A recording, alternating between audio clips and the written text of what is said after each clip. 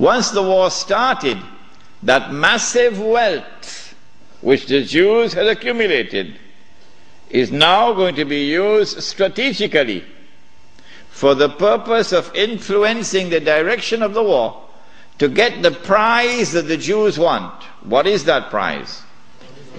To destroy the Ottoman Islamic Empire, dismantle it, and to cut off the head of Islam, namely destroy the Khilafah. That's the prize they're after. The next prize is to liberate the Holy Land and to get the Holy Land for themselves. This is the prize they're after. Between 1914 and 1916, German submarines now make a surprise appearance into warfare. As when Israel launches her big war, we're going to see weapons that the world has never seen before being introduced into warfare. When the German submarine entered into the war, it tipped the scales on the side of Germany, and by 1916 Britain was on the verge of defeat.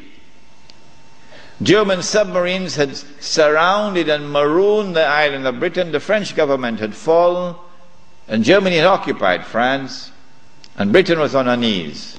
This is the moment that the Jews were waiting for. Now the Czech is going to talk. It's called financial diplomacy. The Jews, this is the German Jews, went to the British government and said, let's make a deal. Let's make a deal. We will intervene in the war with massive financial assistance to you. Massive. And we will bring that dark horse into the race. But that dark horse didn't want to come into the race. American public opinion was overwhelmingly against involvement in the war. And the most famous American of all was not the president. He was a man who had established the assembly line for producing motor cars. And what was supposed to have been a luxury item for only the rich, or you could see how the rich people were grinding their teeth in anger when this man caused the motor car to become accessible to ordinary Americans. For $700 you can get a motor car. $1,000 you can get a Model T. What is his name? Henry Ford. And this man did something else to his workers. He didn't bother about what was the market wage. No. He said, I am concerned with paying a just wage. And that market wage is not a just wage. And so he paid his workers a higher wage than the market wage.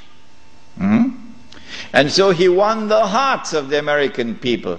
He became an American icon. His name was Henry Ford. And he was totally opposed to American involvement in the war. But when the Jews went to the British government and said, let's make a deal, the British government said, deal. And so Jewish money, the diamonds of Kimberley, began to roll. And Jewish money now enters into the war in a massive way.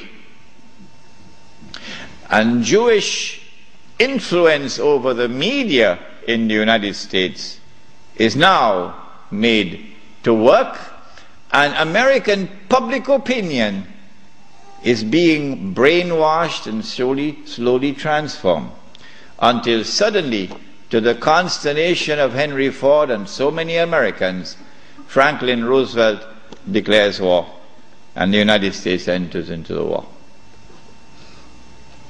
Britain, with this newfound wealth and with the assistance of the United States, now has a new lease of life, and the war now takes on a direction that the Jews wanted from the first place. It is in 1916 that Jassasa went to work with British spies in Arabia. Lawrence of Arabia, of course, is the most well-known of them. These British spies were sent into Arabia, posing as Muslims.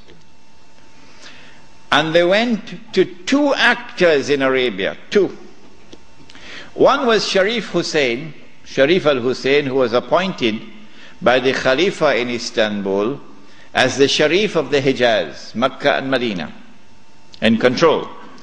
Makkah was under the control of an Arab battalion, but Medina was under the control of a Turkish battalion.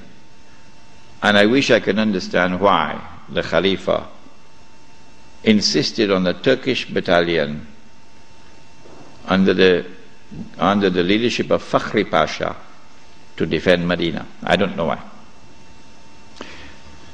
So when the British spies went to Hussein, they offered him the moon. They offered him the moon. We will liberate the land of the hated Ottoman Turks, and we will give you independence and freedom, and you will now become the king of the Arabs. Remember, Britain is not talking about Khilafah. No, we'll make you the king of the Arabs. And we also prepared to offer you a little, you know what, just £7 million. Huh? £7 million at that time is what Bill Gates has now. Sharif Hussein, the great-great-grandfather of Abdullah in Jordan now, then betrayed the Prophet Muhammad ﷺ, betrayed 1400 years of history of this ummah, violated the plain and clear command of Allah subhanahu wa ta'ala in the Quran in Suratul Ma'idah, in which He commanded us, Ya ayyuhalladhina amanu la tattakhizul yahuda wan nasara awliya. Do not take the Jews and do not take the Christians as your awliya. Do not establish an alliance with them in which you become dependent upon them and subservient to them. Do not do that, says Allah. بَعْدُهُمْ أَوْلِيَاءُ بَعْضٍ. They are protecting friends of each other. وَمَنْ يَتَوَلَّهُمْ مِنْكُمْ فَإِنَّهُ مِنْهُمْ. Whosoever from amongst you turn to them for that kind of an alliance, you no longer belong to this ummah, you've now joined them. Inna Allah la yahdi al-qawm al-zalimin. Surely Allah will never provide guidance for a people who commit such an atrocious act of wrongdoing. And this is precisely what Sharif Hussein did, and what all his descendants from that day to this day have been doing. But the chickens are coming home to roost now for Abdullah. And the chickens are coming home to roost for Abdullah. When Mr. Bush attacks Iraq, then you're going to see Abdullah's suitcases at work. Yeah. They're all packed already, you know. They're all packed already. As soon as Mr. Bush attacks Iraq, you'll see where Abdullah is going to be headed for. Sharif Hussein now accepts 7 million sterling pounds and enters into a military alliance with Britain and declares himself independent of the Ottoman Khalifa. Once the Khilafah in Istanbul had lost control of Mecca and Medina, had lost control of the Haramain, had lost control of the Hajj, you pull the carpet, you pull the rug from underneath the feet of the Khalifa. His Khilafah is now losing legitimacy. Can anyone be Khalifa? Can you appoint a Khalifa here in downtown Lakemba? Can Mullah Umar have been recognized as the Khalifa? No, why not? Because when the Hajj comes, Amirul Mu'mineen Mullah Umar will have to apply for a Saudi visa to perform the Hajj. Huh? And if the Saudis reject the visa, the Khalifa can't perform the Hajj.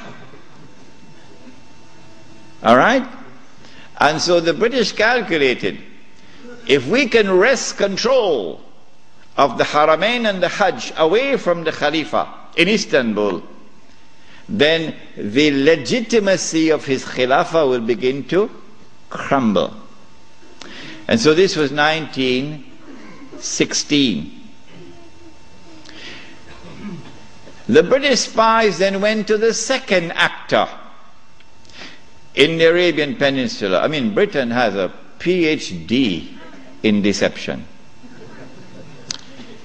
If you want to destroy the Khilafah, okay, you have to make sure that it cannot be restored.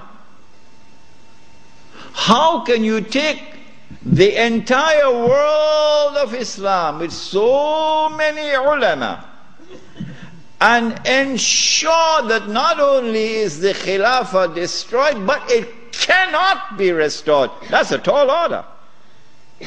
How to do it?